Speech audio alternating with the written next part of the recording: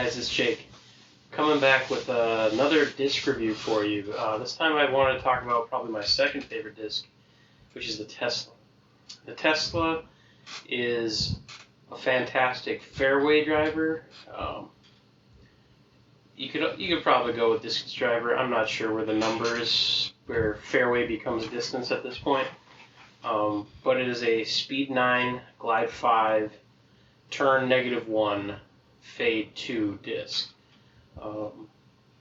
I got a Tesla for the first time in my Gyropalooza box, which you can watch my unboxing the video that I did just recently.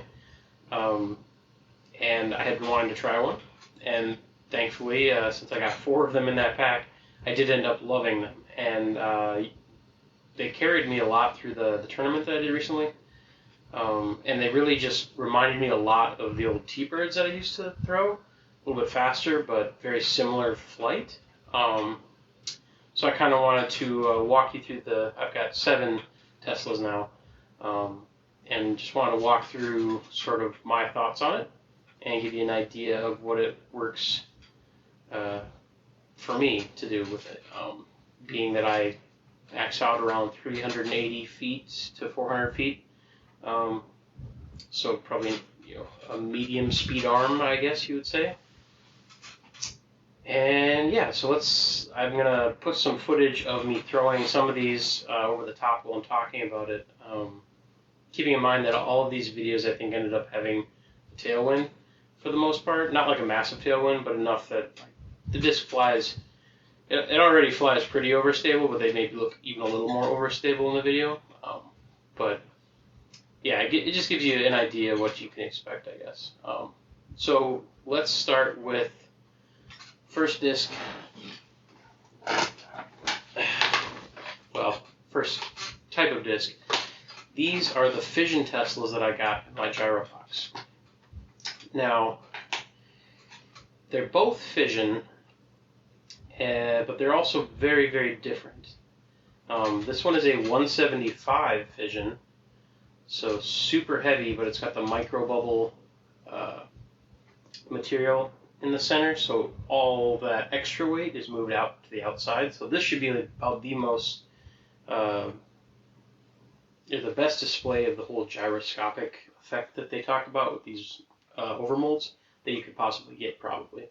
And this guy is only 166 grams, and the other difference is that this one is significantly more domey. I don't know if you can see it so much with this, but this one is domier than my other Teslas, but this one is like super domey. So light and domey and a little bit domey and very heavy.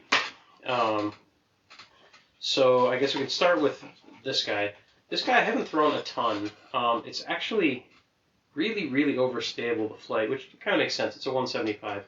And Teslas in general fly fairly overstable. You're going to expect them to fly pretty straight for most of the flight, and then they'll just hyzer out hard at the very end or fade hard at the end. If you throw it on a hyzer, it's going to hold the hyzer. If you throw it on an anhyzer, it's definitely coming back. If you throw it flat, you'll just get that sort of straight to fade finish, very similar to a T-Bird. They claim the -1 turn, but I think that's very generous and really only shows up when you beat the living daylights out of one of these things, or you can sometimes see it if they're really light, I think.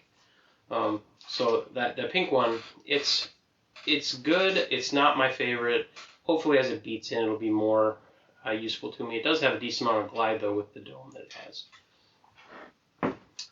The white Fission Tesla, this thing goes for days. It will glide like crazy with that extra dome. And because it's so light, it's a little bit easier to throw. It doesn't really flip over much. It's got probably, I would say, like a half turn. But I think as this one beats in, it'll get a little bit more flip to it. But yeah, if I really want to get some distance, or even throw in a tailwind, this is probably the disc of choice for me.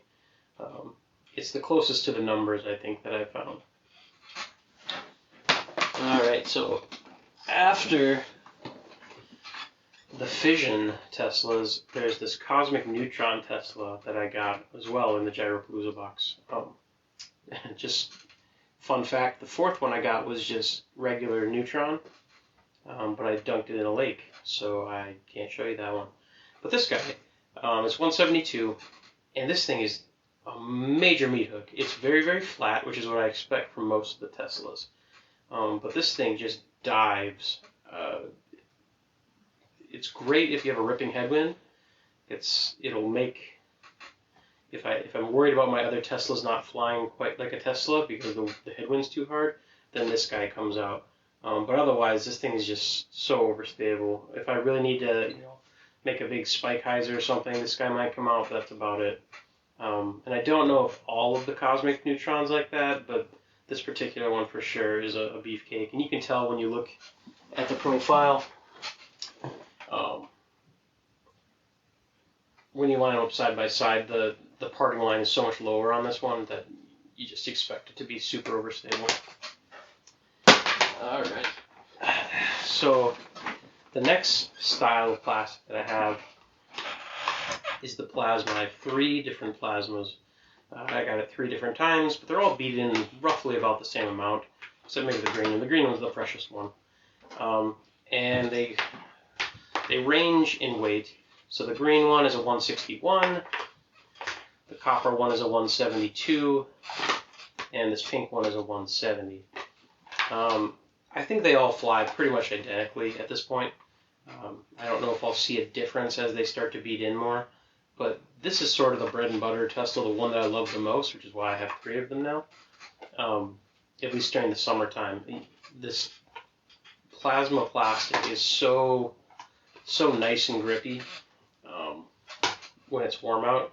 It really feels like you get a great grip on the disc, and they look super cool. Love this copper one the most, actually.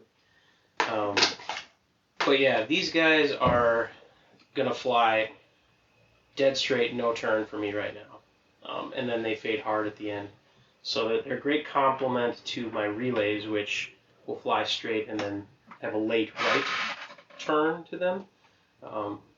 These guys will go very straight and then hard fade at the end. So yeah, these are the ones that you'll probably see me throwing. I noticed when I was shooting the videos for this, it's colder. It's probably 38 degrees out or less in all of the shoots that I've done. This plasma gets really hard to throw when it's cold. It gets very, very slippery to my hand. Maybe if I use like a friction glove or something, it might help, but just bare-handing this stuff when it gets cold, it's really hard for me to hold on to this for some reason. I expected it to be easier to grip than the Neutron, just from the feel during normal sort of temperatures, but when it gets cold, this stuff is really slick. So I thought this was going to be my winter Tesla choice, but I think I'm actually going to switch to a Neutron or a Fission maybe for this winter. And the last disc that I have is just straight Neutron. And this one is actually one that I found. There was no name on it or anything. It's actually a really cool disc, and it's from a limited run. But it's definitely seen some wear. It's actually a little bit of a puddle top now. It's faded from the sun. I don't know how long it was sitting out there. It's technically pink if you look at the back, but the front looks almost white now with the cool skull and snake. But this thing actually will turn over a little bit. It actually probably has that -1 turn, or dang close to it. So this is what I expect most of these Teslas will turn into eventually. And this is a little bit closer to what I would expect from like an Eagle.